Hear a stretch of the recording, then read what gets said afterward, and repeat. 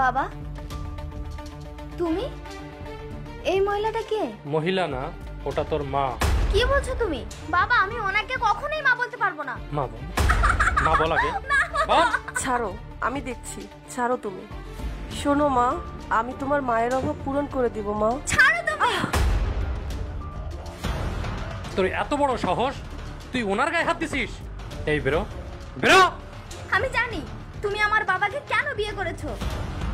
তুমি টাকা পয়সা সম্পত্তি। এই চুপ কর। বেরো, বেরো, বেরো।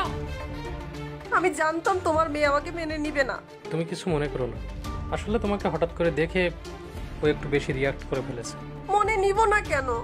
দেখো, আমি তোমাকে ভালোবেসে বিয়ে করেছি, আর তোমার মেয়ে আমাকে কিসব কথা বলে গেল আমি নাকি এই সহায় সম্পত্তির জন্য বিয়ে করেছি। যাই হোক, তুমি ওর কথায় কিছুই মনে করো না। আমি নিজের থেকেই আমার এই বাড়িটা তোমার নামে লিখে দেব। সত্যি? হ্যাঁ, সত্যি। তোমাকে আমার মেয়ে মা হিসেবে মেনে নিয়েছে। তাই? সেটা এত দেরি করে? মানে? না না, কিছু না। আমি তোমাদের জন্য ঠান্ডা জুস বানিয়ে নিয়ে আসছি। নাও আম্মু, নাও। এই নাও, হ্যাঁ, খেয়ে নাও। হ্যাঁ। খাও। হ্যাঁ হ্যাঁ মা, খাচ্ছি। খাও খাও, বেশি করে খাও, একটু পরে তো বুঝবা। বুকটা জ্বালা করতেছে কেন?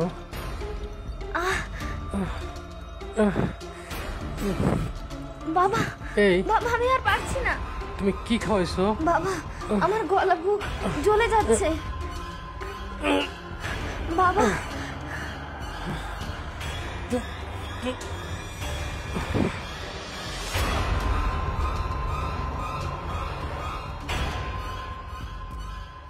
কি ব্যাপার, দুটোই শেষ? হ্যাঁ। তুমি একটা জিনিস। আজ থেকে এই রাজপ্রাসাদের মালিক তুমি আর আমি। অনেক দূর থেকে আসছো তুমি, তোমার জন্য না এক গ্লাস জুস নিয়ে আসি। এই দুটোকে বস্তায় ভরে গাড়িতে নিয়ে বুড়িগঙ্গা নদীতে ফেলে দিব। আচ্ছা ঠিক আছে, ওকে।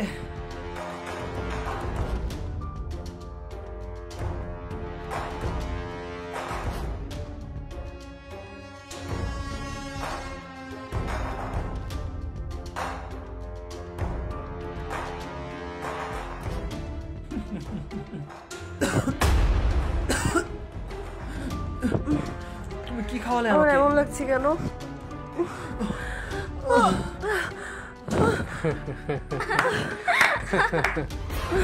আমাদের বাঁচান। তোদের নিজেদের পাতানো ফাঁদে তোরা নিজেরাই পড়েছিস। আমার মেয়েকে আর আমাকে বিষ খাবে মারতে চেয়েছিলি তুই। আমার এই সহায় সম্পত্তি সব তোর নামে লিখে নিবি? শুধু তোর জন্য আমি আমার মেয়েকে ভুল বুঝেছি। শুধু তোর মতো মেয়ের কারণে আমাদের মতো মানুষেরা বারবার বিপদে পড়ে। যাকে পাওয়ার জন্য আমাদের মারতে চেয়েছিলি, তাকে নিয়েই তোকে মরতে হবে। তোদের শাস্তি এটা হওয়া উচিত, এটাই হওয়া উচিত।